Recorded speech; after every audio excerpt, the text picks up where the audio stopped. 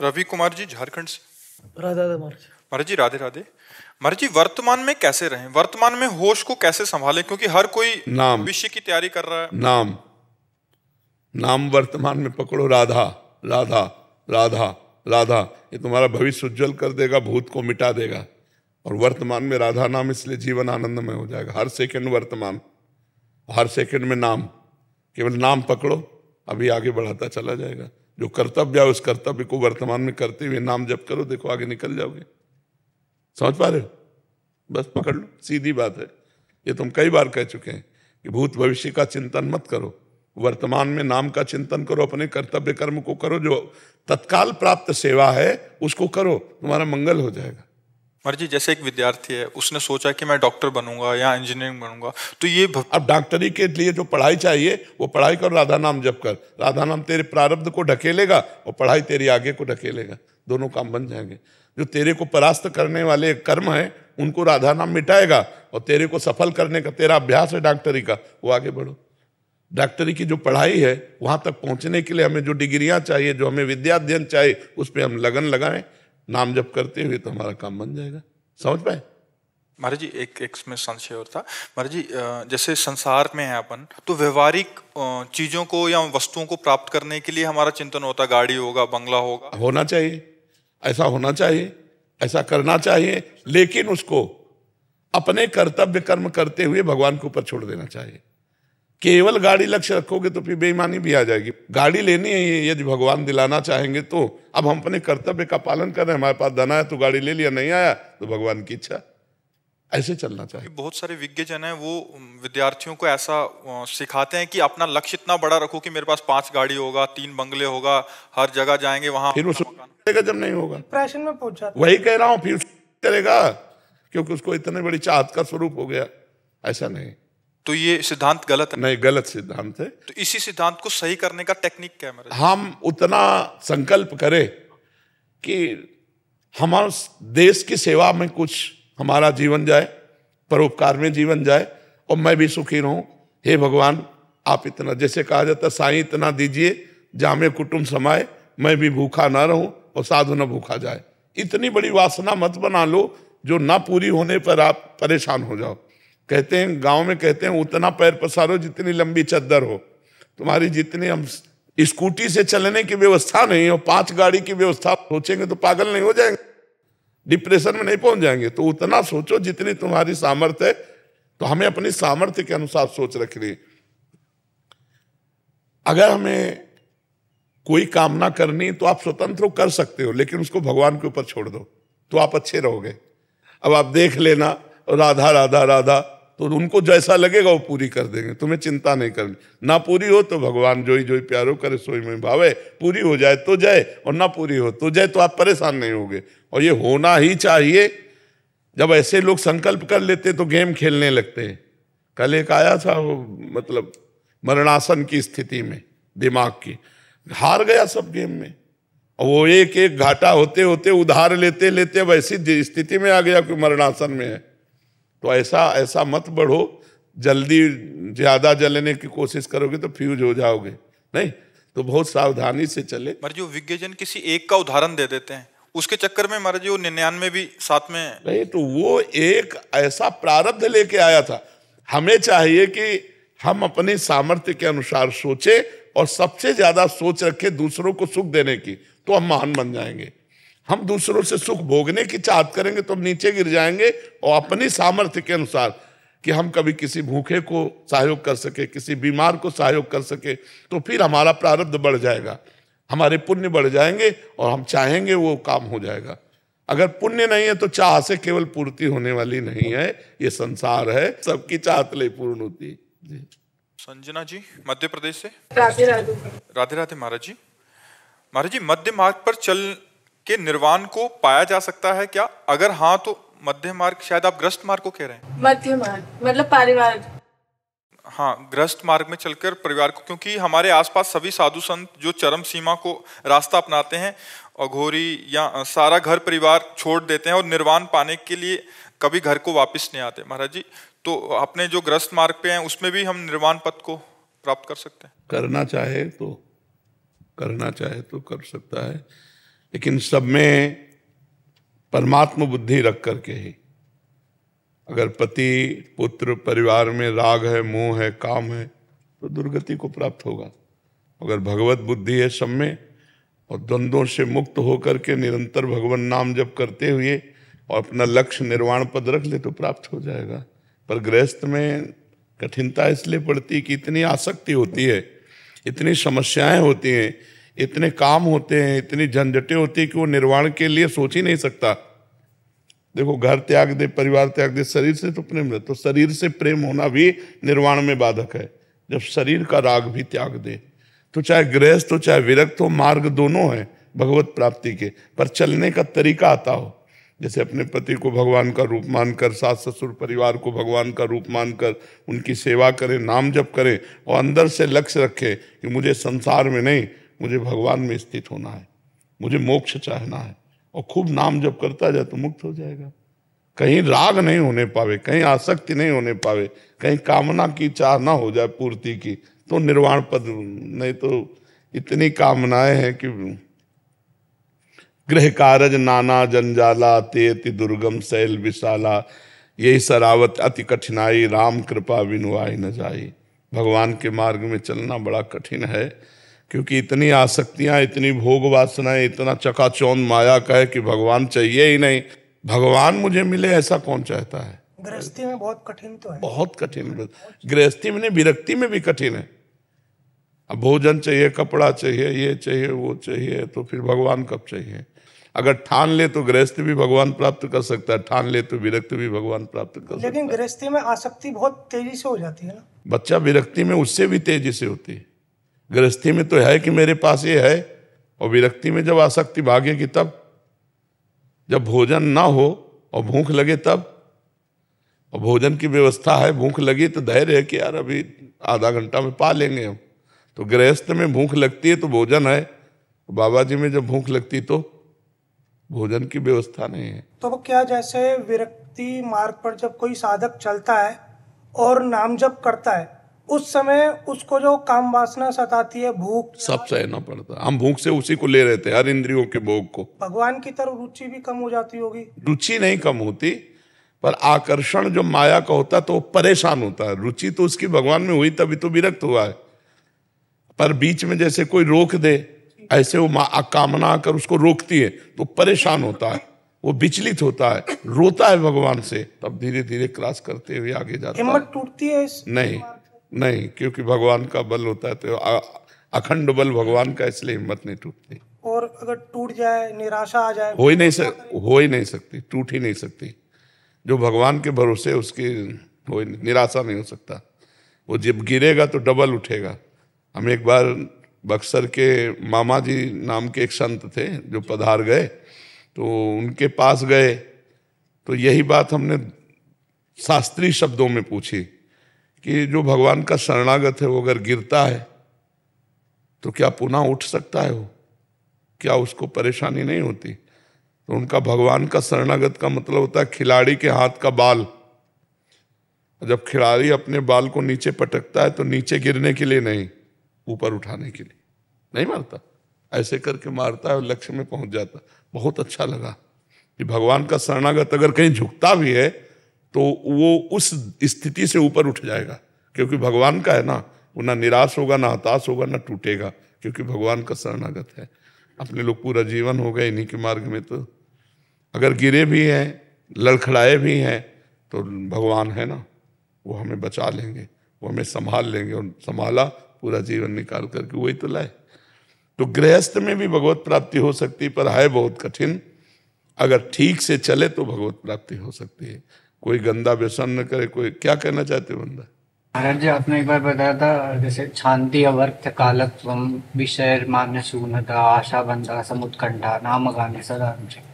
तो इसके साथ कुशलता से व्यवहार कैसे कर सकते हैं? मतलब एक तो यहाँ इसमें बुद्धि लगेगी या फिर कुशलता से व्यवहार? नहीं, ये जितने सूत्र हैं व्यवहार में तो उतारने हैं हमको, आप ना समझे। पहला शांति, दूसरे के द्वारा निंदा अपमान तिरस्कार मारपीट करने पर भी हम उसका मंगल चाहें, व्यवहार में तो उतारा ना। व्यवहार में हमें कोई गाली दे रहा है, अपमान कर रहा है, निंदा कर रहा है, तो हम शांत होकर सह लिए और उसका मंगल मनाए। अव्यर्थ कालत्वम, हमारा एक भी मिनट व्यर्थ नहीं जाना चाहिए। तो हमें व्यवहार में इतनी प्रवीणता से उतरना है कि नाम जप हमारा न छूटने पावे, तभी तो सार्थक समय माना जाए। विरक्ति, संसार के किसी निषिद्ध भोगों से, गृहस्थ में निषिद्ध शब्द लगेगा और विरक्त में सब भोगों से लगेगा। निषिद्ध भोगों में मन न जाए, जैसे पराई माता बहन की तरफ, कोई नशा, पराये धन, ऐसे विरक्ति, आसक्ति नहीं, गंदे मार्गों में आसक्ति नहीं। मान शून्यता, दूसरे को व्यवहार में प्रणाम करो, दूसरे से प्रणाम करवाने की आदत मत रखो। आशा बंधा, दृढ़ आशा रखो भगवान मिलेंगे। समुत्कंठा, नाम गाने सदा रुचि, उत्साह सहित भगवान का नाम जपने में रुचि पैदा करो, बार बार नाम जप करो, रुचि हो जाएगी। आसक्ति तद्गुणाख्याने, भगवान के चरित्रों के गायन करने में, सुनने में आसक्ति होनी चाहिए। प्रीतिस्तद वसति स्थले, जहाँ हमारे प्रिय प्रभु प्रिया प्रीतम विराजमान है, वो वृंदावन धाम ब्रज 84 को, इससे प्रीति होनी चाहिए। क्यों नहीं, गृहस्थ नहीं कर सकता।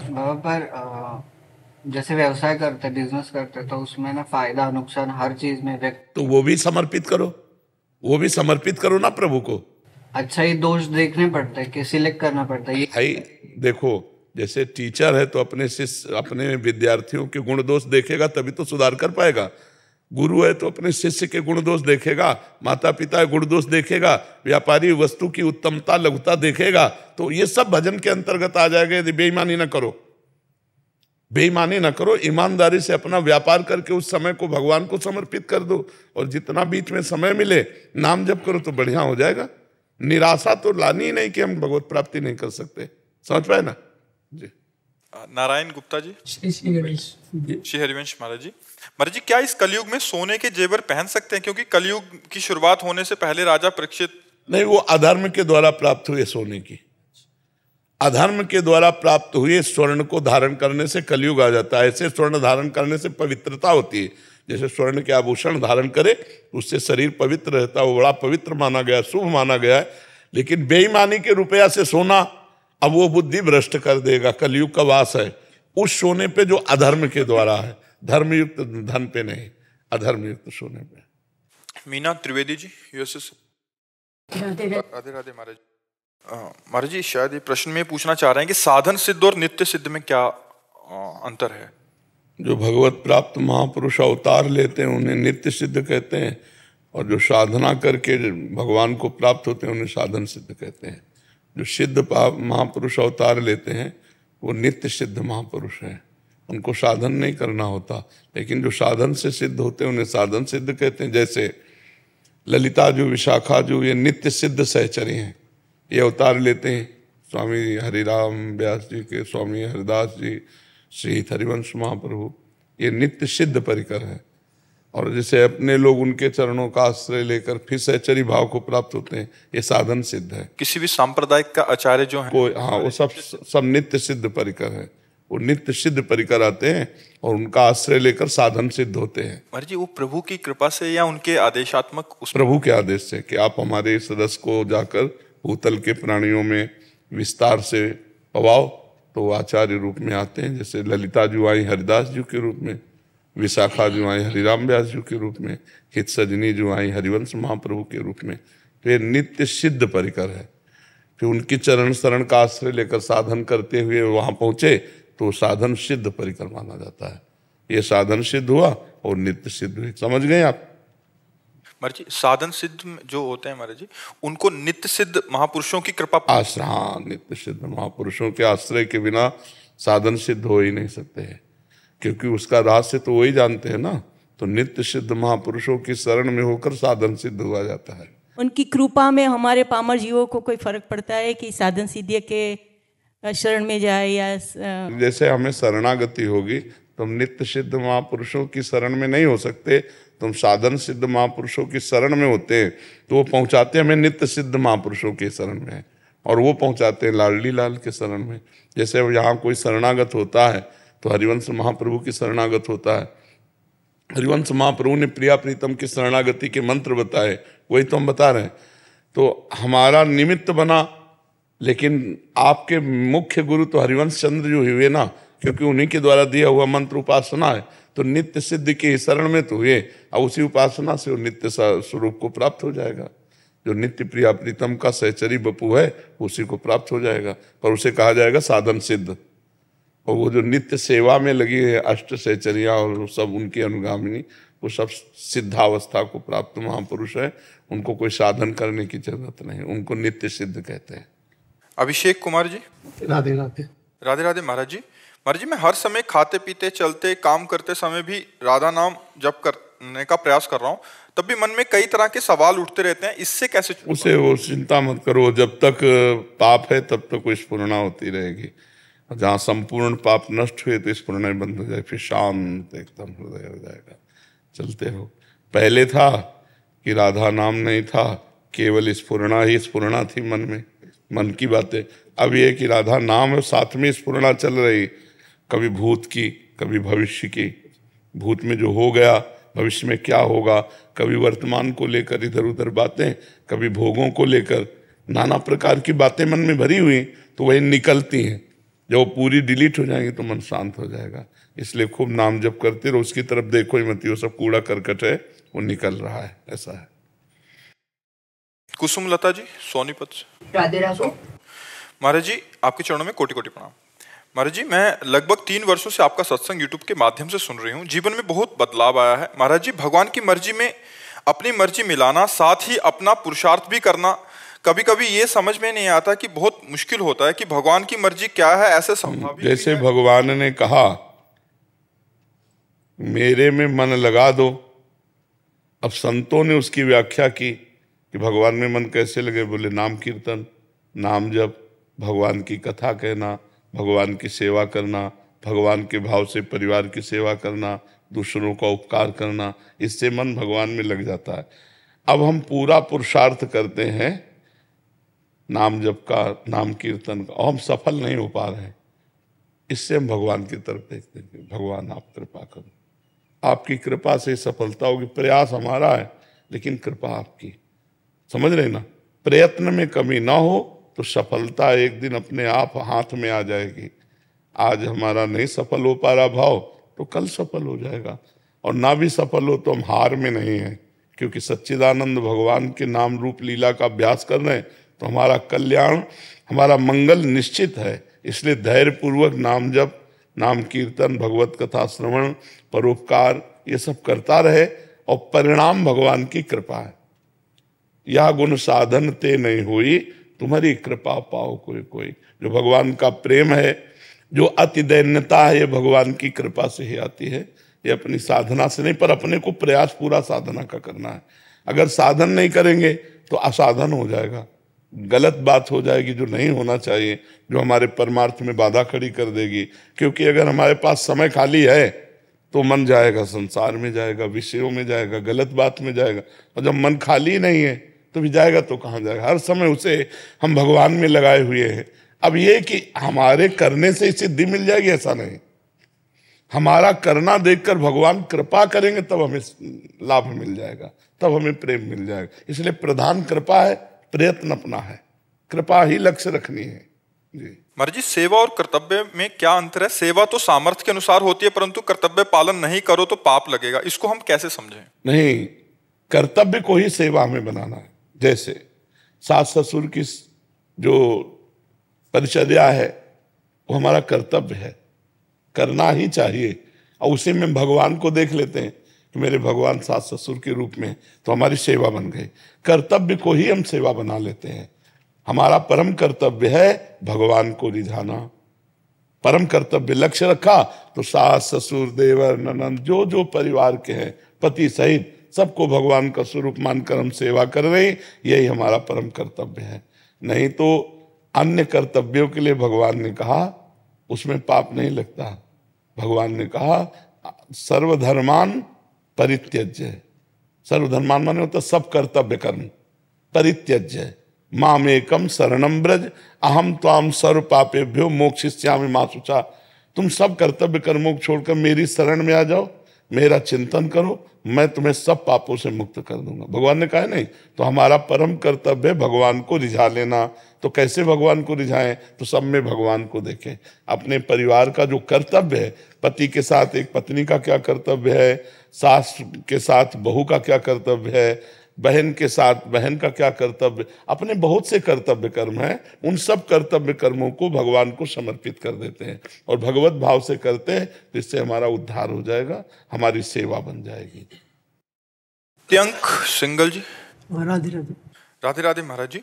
महाराज जी, अगर हम पढ़ाई में अच्छा नहीं कर पाते तो निराश हो जाते हैं, ऐसे नहीं अच्छा क्यों नहीं कर पाते, हमें देखना है क्यों नहीं कर, जो हमारा विषय है हम उस पर फेल क्यों हैं, हम प्रमाद क्यों करें? अरे इतना ही मोटे मोटे तो होते, सब कंठस्थ हो जाएंगे। अगर ब्रह्मचारी हो, पवित्र आहार करते हो, संयम से आप रहते हो, तो पढ़ाई वो तो बहुत सरल चीज है। मन को भगवान में लगाना सबसे कठिन चीज है। संसार में सबसे कठिन बात है मन को एकांत में बैठकर भगवान में लगाना। कोई भी लगा के दिखाओ, बहादुर हो तो लगा के दिखाओ, कितने भी बड़े बलवान हो, जिस समय मन भगवान में लगाओगे विषयों में जाएगा। अब रोक के दिखाओ उसको। पहाड़ को उठा लेना सहज है, यद्यपि कठिन है, लेकिन मन को रोक लेना बहुत कठिन है। अगर मन ने ठान लिया उस विषय का चिंतन, तो तुम लाख उपाय करो, करेगा और तुमको झुका देगा, रौंद देगा, गिरा देगा। बड़े बड़े ऋषि मुनियों को गिरा दिया, तुम क्या चीज हो?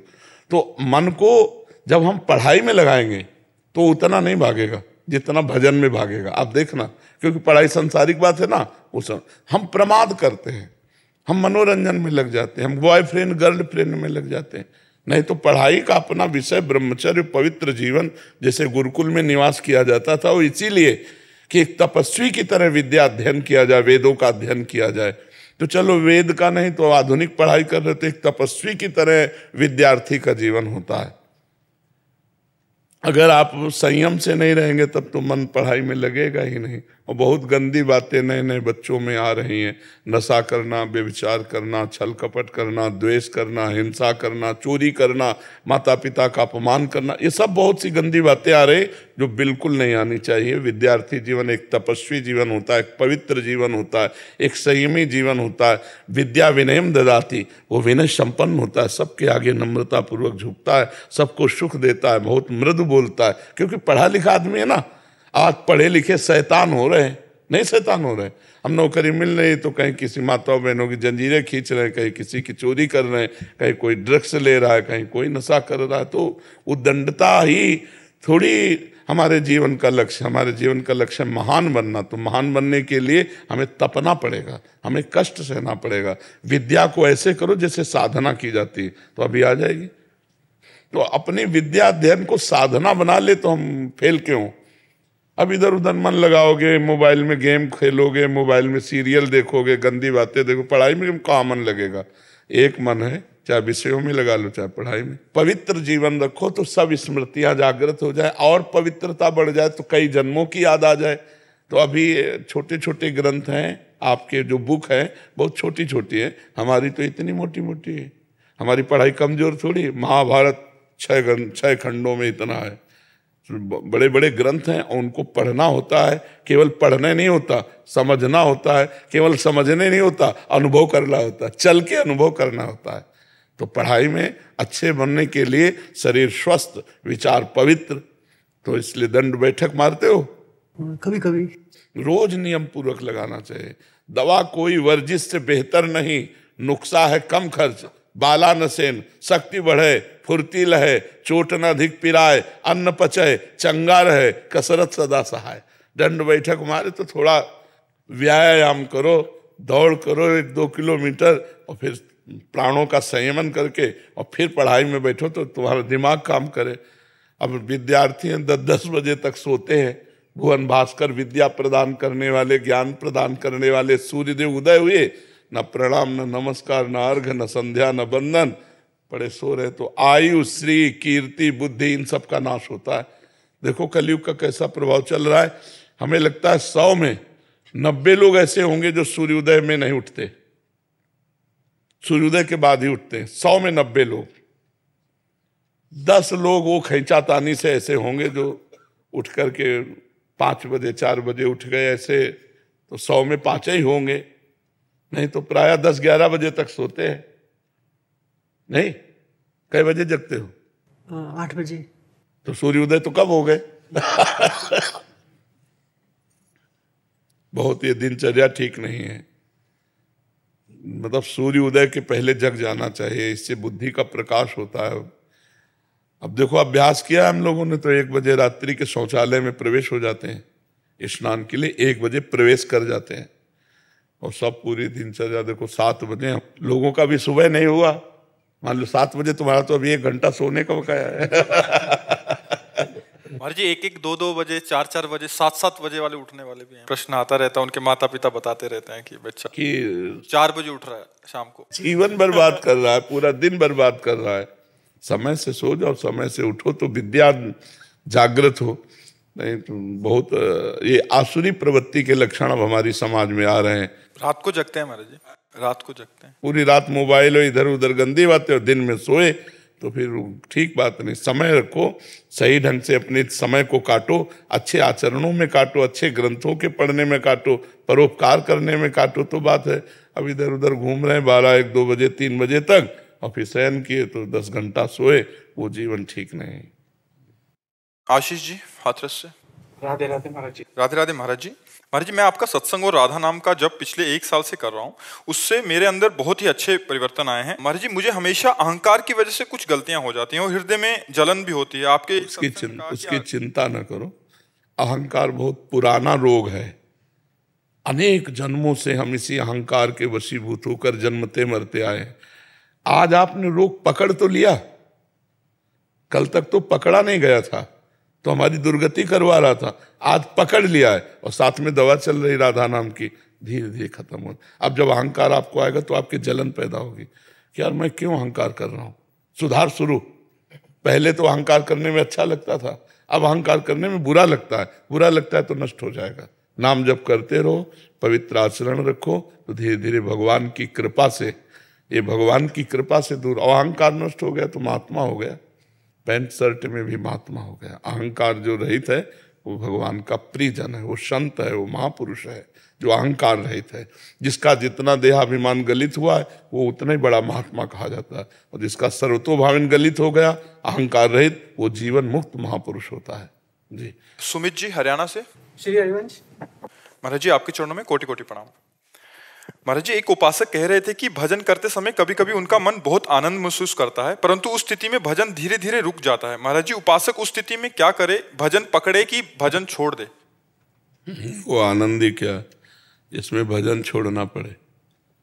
यहाँ तक कि सामने भगवान खड़े हों और ये हो कि भजन छोड़ दो, तो हम भजन छोड़ दें, भगवान को पकड़ ले तो बेवकूफ़ी होगी। समझ रहे हो?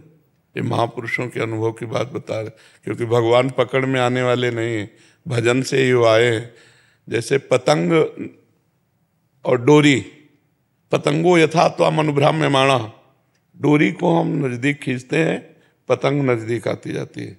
डोरी हमारे हाथ से छूट जाए, पतंग चली जाएगी।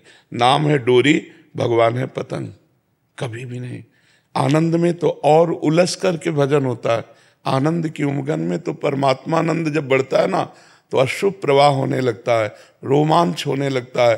भगवान की सुंदर मनोभावमयी मूर्ति सामने होती है और उपासक उनसे बात करता हुआ, रोता हुआ उनका सुमिरन करता है।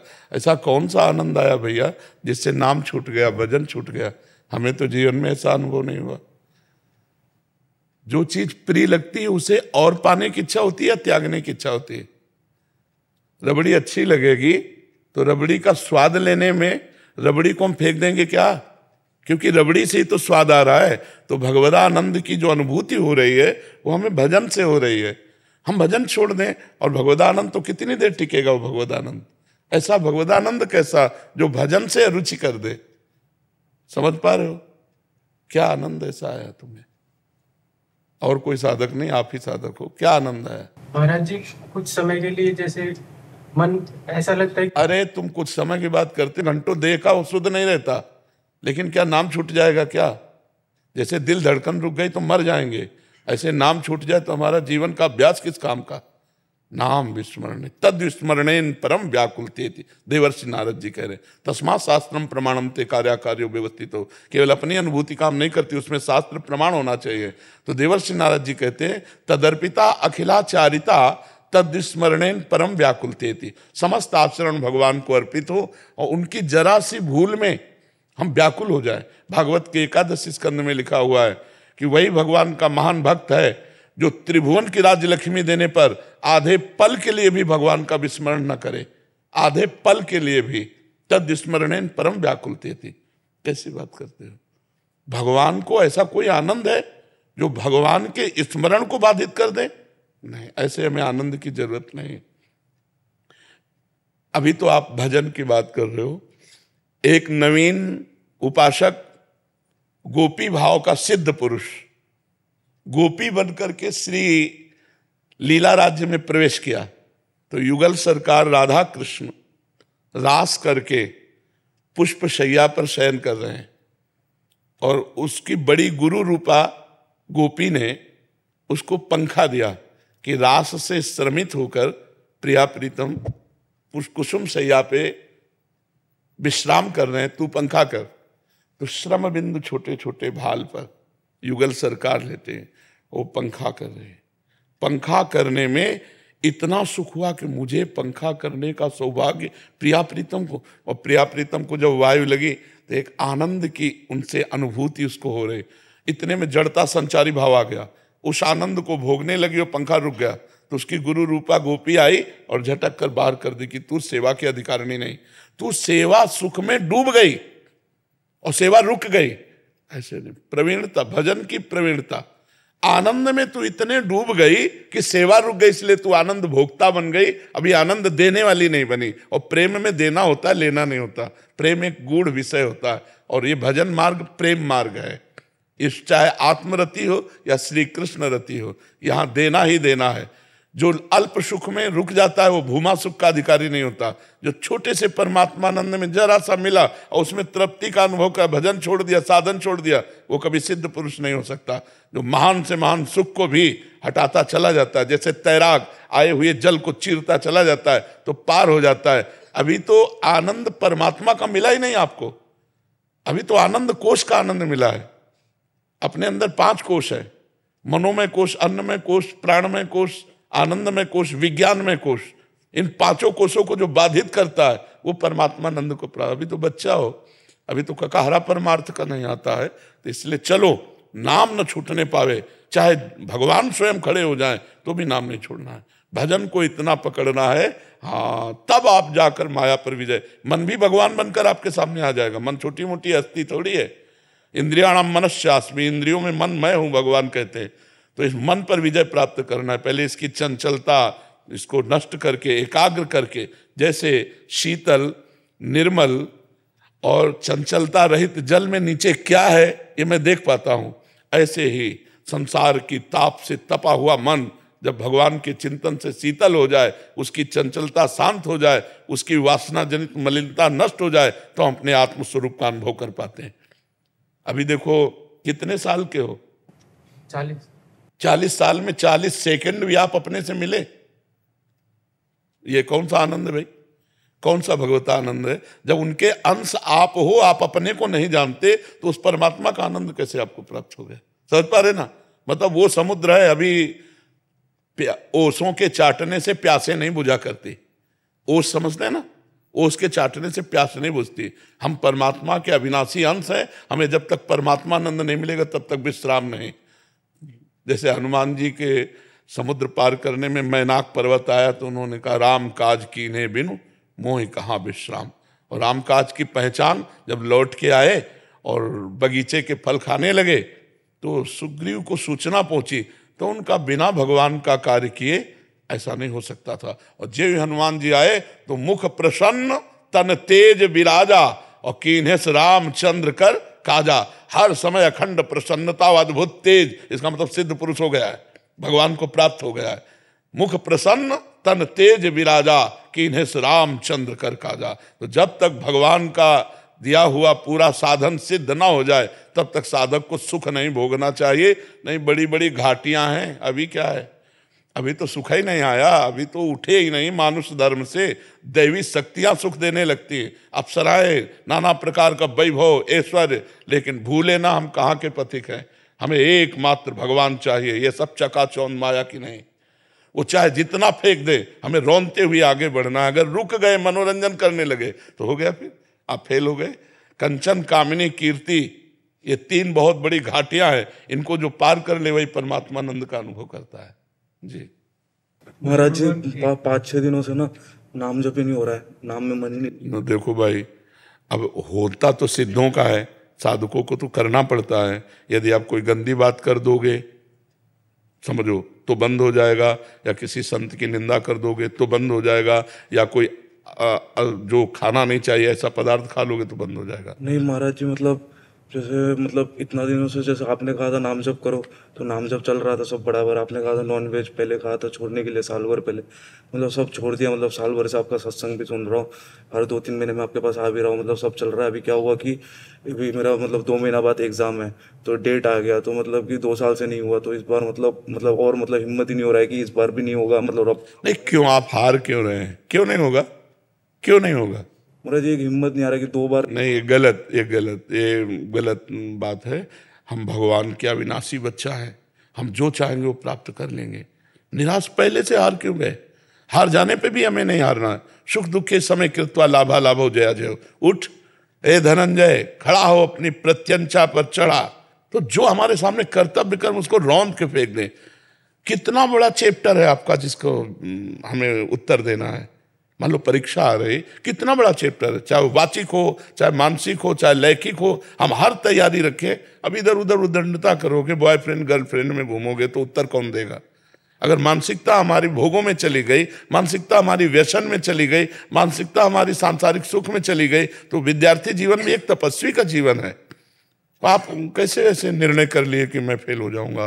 कैसे निरुत्साहित हो? मतलब अभी भी ऐसा कभी कभी लगता है हो भी जाएगा कभी। अरे लगने से कोई मतलब, हो भी जाएगा नहीं, हो ही जाएगा। ऐसे दृढ़ बनो, अपने चैप्टर को आप अध्ययन के द्वारा पुष्ट करो। ऐसे कैसे यार तुम बोल दिए, जवान आदमी होकर एक निराशा का शब्द बोल दिए। अरे हार जाने पर, फेल हो जाने पर भी हम निराश नहीं होंगे, हम अगली बार तैयारी करेंगे। ये आजकल हमारे बच्चे इसीलिए सुस्त करने लगे।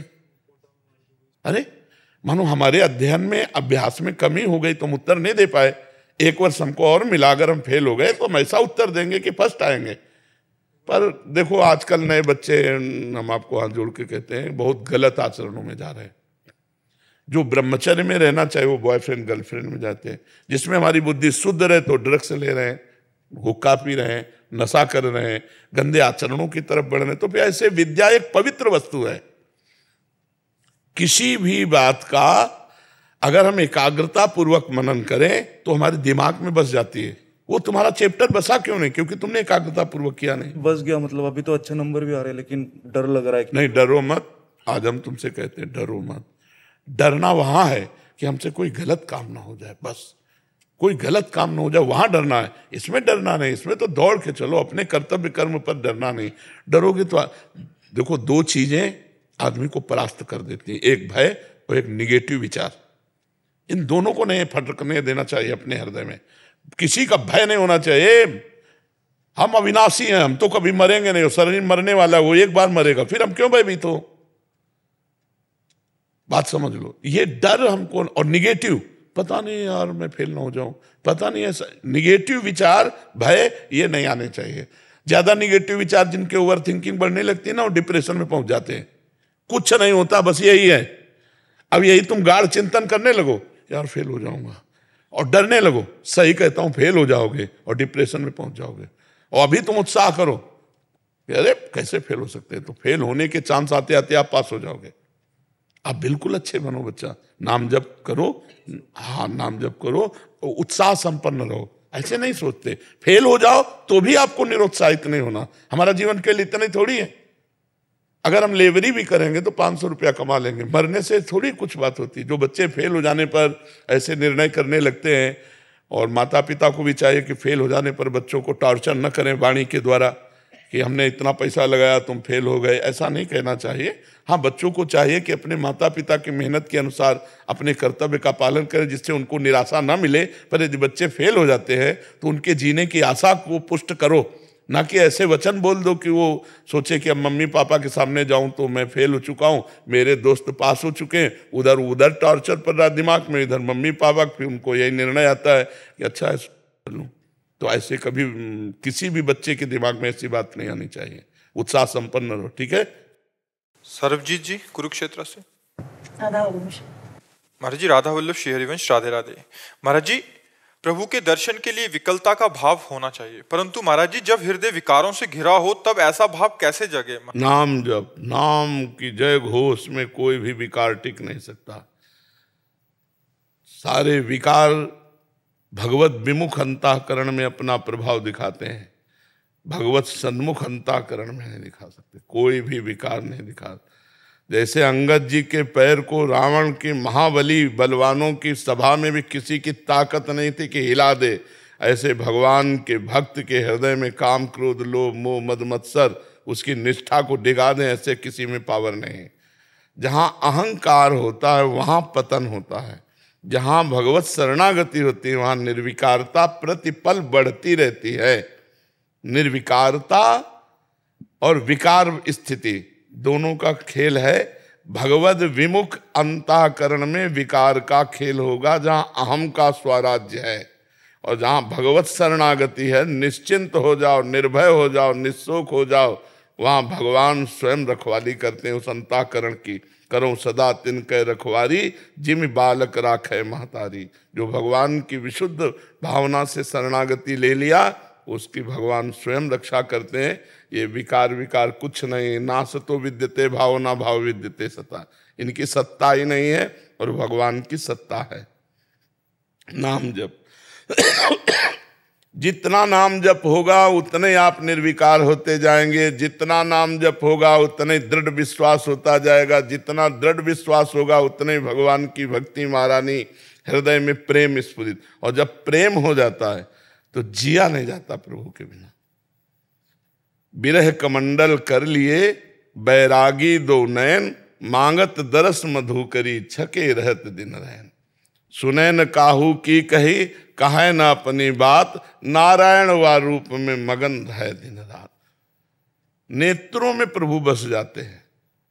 प्रिय मूर्ति नयनन बसे तेहि रस रहाय समाय, ये लक्षण सुन प्रेम के और न कछु सुहाय, और न कछु सुहाय फिरे अपने रस मातो, कुटुम देह ते जाय छूट सब ही विधि नातो। नहीं खान पान ते भावे है, नहीं कोमल वसन सुहावे है, सब विषय लगे ते खारा है, हरि आशिक का मग न्यारा है। उसको कुछ अच्छा नहीं लगता। नाम जी के प्रभाव से जब रूप का प्रादुर्भाव होता है और रूप की अंदर ऐसी ललक जागृत होती कि अब मैं इन्हें साक्षात देखूं, तब उसका रुदन प्रारंभ होता है। क्योंकि भगवत दर्शन का एक ही मार्ग है, रुदन। कबीरा हंसना छोड़ दे रोने से कर प्रीत, बिन रोए किन पाइया प्रेम प्यारा मीत। जब गोपीजनों ने हर साधन करके देख लिया, भगवान की लीला अनुकरण करके, भगवान को पुकार करके, और देखा भगवान प्रकट नहीं हुए, तो रुदु सुस्वरम राजन कृष्ण दर्शन लालसा। तो तासा मावीर भूत छौरी स्मय मान मुखाम्बुजा, पीताम्बर धरा सृग्वी साक्षात मनमत मन। तासा मावीर उन्हीं के बीच में आविर्भाव हो गया। तो रुदु सुस्वरम राजन कृष्ण, जब रोना प्रारंभ होता है, हे प्रियाजु, हे नाथ, हे करुणा में, कैसे वो रुदन होता है, सब अंतःकरण पिघला पिघला घूमता है, विकार सब नष्ट हो जाते हैं, विकार की संभावना ही नहीं। विकार की जैसे भुने हुए दाने में अंकुर होने की संभावना ही खत्म हो चुकी है, ऐसे भगवद अनुराग भरे अंतःकरण में विषय स्फुरण की संभावना ही खत्म हो जाती है। वहाँ तो केवल भगवान के लिए तड़पना होता है। भगवान जिस पर कृपा करते हैं, ये बात उसी के हृदय में आती है कि एकांत में बैठ करके निर्जन स्थान में और भगवान का स्मरण करते हुए रो रहा है भगवान के लिए। सतरत सातरत सा लोकांतार्यति, वो इतना पवित्र हो जाता है कि स्वयं तर जाता है, स्वयं तर जाता है और लोगों को तार देता है। मद भक्ति युक्तो भुवनम पुनातु, जो एकांत में बैठकर अश्रु प्रवाह भगवान के लिए एक विकलता, एक मतलब वाणी उस शब्द को नहीं कह पाती, कि वो जो एक अंदर पीड़ा सी होती है। शायद इसको ही इश्क कहते हो, जैसे कोई दिल को मसला करे। पूज्य भाई जी हनुमान प्रसाद पोद्दार जी ने प्रेम दर्शन में लिखा, शायद हाँ, शायद शब्द का प्रयोग इसलिए कह रहे कि अनिर्वचनीयम प्रेम स्वरूपम, उसको प्रगट रूप में वचन में कहा नहीं जा सकता, तो कह रहे शायद इसको ही, उर्दू में इश्क कहते हैं, हिंदी में उसे प्रेम कहते हैं, शायद इसको ही इश्क कहते हैं, जैसे दिल को कोई मसला करे अपने प्यारे की याद में, एक अजीब सी पीड़ा, जो मैं ऐसा जानती प्रीति किए दुख होए, तो नगर ढिंढोरा पीटती अजीब प्रीति न करियो को। एक अजीब, और वो उस दर्द में वो सुख है कि ब्रह्मा के परमेष्ठी पद में भी वो सुख नहीं है। जो भगवत विरही के विरह दुख में जो सुख है, वो परमेष्ठी पद ब्रह्मा के भी उसमें नहीं। और जिसको मिलन सुख प्राप्त हो गया, हर समय प्रभु के संग नित छिन छिन बिहरत संग, छिन छिन निरखत प्रेम भरी, छिन जस कहत अभंग। यह जो कृपा हरिवंश की, जो प्रतिपल अपने आराध्य देव के संग विहरण कर रहा है, प्रतिपल आराध्य देव की झांकी अवलोकन करके उनकी रूप माधुरी का पान कर रहा है, अब उसके सुख का वर्णन कौन करे? वही जान सकता है जो उस सुख को भोग रहा है, दूसरा कोई नहीं जान सकता है। भगवान नाम जप समस्त विकारों को नष्ट करके भगवान के चरणों की सहज प्रीति प्रदान कर देता है। भगवान नाम जप के अलावा कोई साधन नहीं। तत्वबोध चाहिए तो भगवान नाम जप करो, भगवत प्रेम चाहिए तो भगवान नाम जप करो। अगर नाम जप नहीं है तो हमारा विश्वास नहीं कि प्रेम प्रकट कर दे कोई साधन। नाम जप ही है।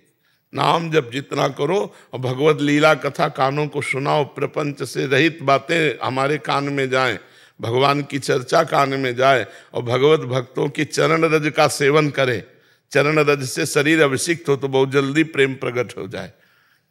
रहु गणित तत्तपसा न याति न चेज्या न निरूपणाद गृहाद्वा न छंदसा नैव जलांग सूर्यो बिना महत्पाद रजोभिषेकम। अन्य साधनों से ये ब्रह्मबोध या भगवत प्रेम प्रकट नहीं होता। ये महापुरुषों की चरण रज का अभिषेक करके निरंतर नाम जप करते हुए भगवत चिंतन, संसार का चिंतन आने न पावे और भगवत चिंतन छूटने न पावे। तदर्पिता अखिलाचारिता तद स्मरणेन परम व्याकुलते थी। भगवान का जरा सा विस्मरण हो जाए तो व्याकुलता आ जाए। हर आचरण भगवान को समर्पित है, उसके जीवन में प्रेम का प्रादुर्भाव हो जाता है। पर प्रेम चाहता भी कोई बिरला ही है, नहीं तो भगवान से मान प्रतिष्ठा रुपया पैसा अनुकूलता यही प्रायः मांगे हो जाती है।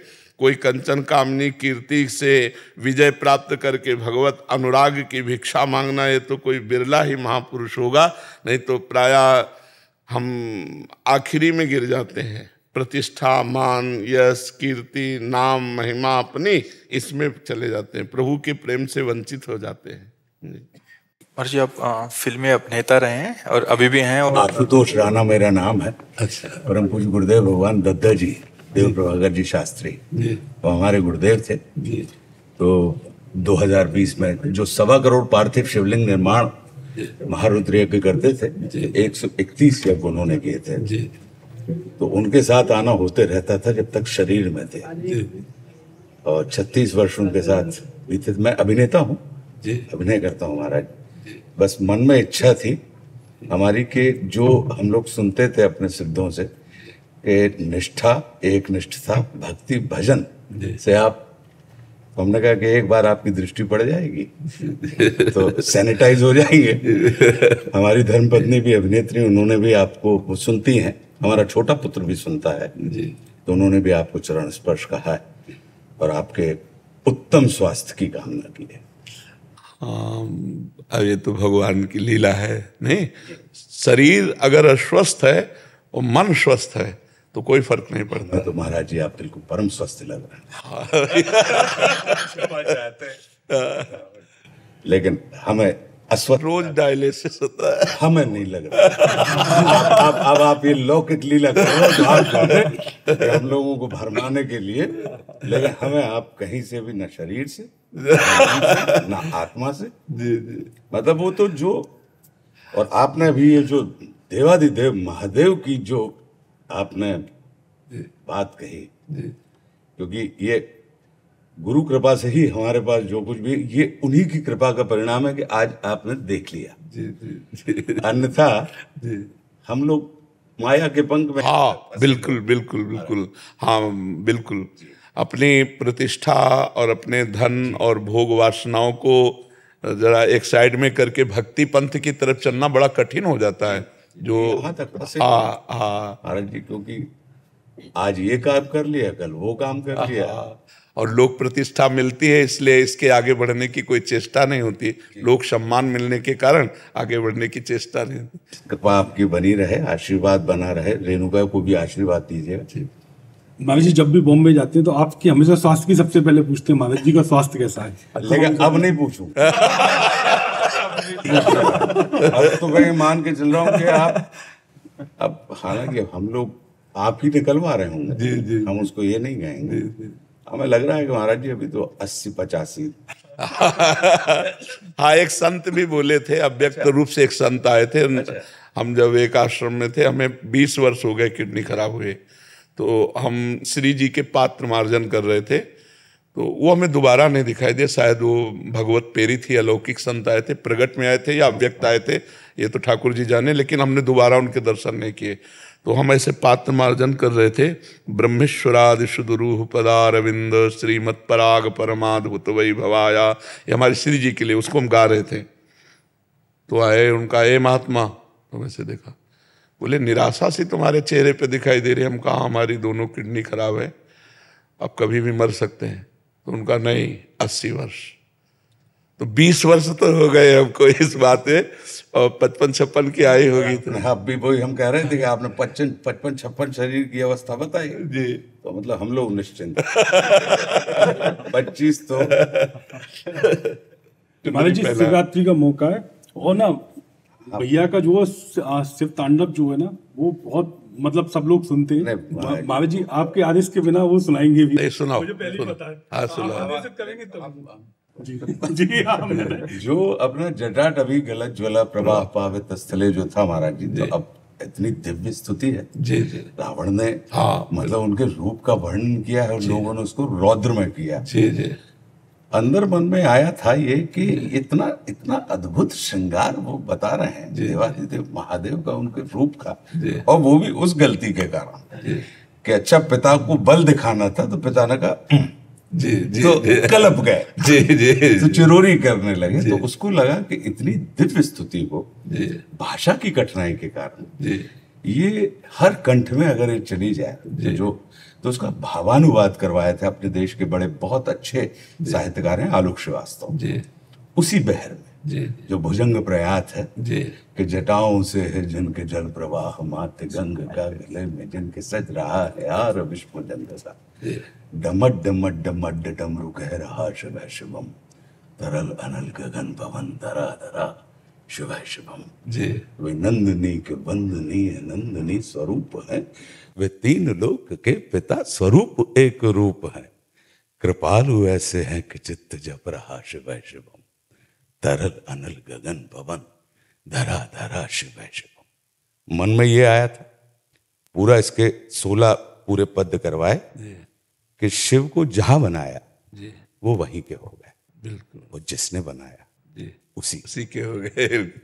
पेड़ के नीचे बना दिया, पीपल के नीचे तो पिंपलेश्वर, और राम ने बना दिया तो रामेश्वर। स्थान को सिद्ध कर दिया, व्यक्ति को प्रसिद्ध कर दिया। बिल्कुल, ऐसी उनकी महिमा है। बिल्कुल, तो वे शेष हैं, अशेष हैं, प्रशेष हैं, विशेष हैं। बिल्कुल, जो उनको जैसा धार ले वे उसके जैसा भेष है। बिल्कुल, वे नेत्र सूर्य देवता का चंद्रमा का भाल हैं, विलय भी वे प्रलय भी वे अकाल महाकाल हैं। उसी के नाथ हो गए जो उनके साथ हो लिया, और वहीं के हो गए हैं वे जहां सुना शिव शिवम, डमट डमट ऐसे करके पूरा बहुत बहुत सुंदर, हाँ, सरल भाषा में जी, हाँ, बहुत सुंदर। उसी बहर में, लेकिन बड़ा अच्छा उसका प्रतिसाद मिला, लोग सुनते हैं, अच्छा है। परम पूज्य गुरुदेव दद्दा जी ने महाराज जी 131 बार देश भर में, मैं 1984 में उनकी शरण में आ गया था, और 2020 तक ये हमारे ऊपर अनूठी कृपा रही कि अंतिम श्वास में हम उनके चरणों के सामने थे। तो 131 यज्ञों में से 130 यज्ञ में मुझे उन्होंने बड़ी कृपा करी कि कहीं पे भी कुछ हो जाए यज्ञ नहीं छूटे, और मैं वहां रहा। तकरीबन 6 अरब के ऊपर शिवलिंग पूज्य दत्त, 6 अरब के ऊपर। जी महाराज जी, काफी आपके लिए महाराज जी कुछ लाए हैं, क्या पहना देंगे?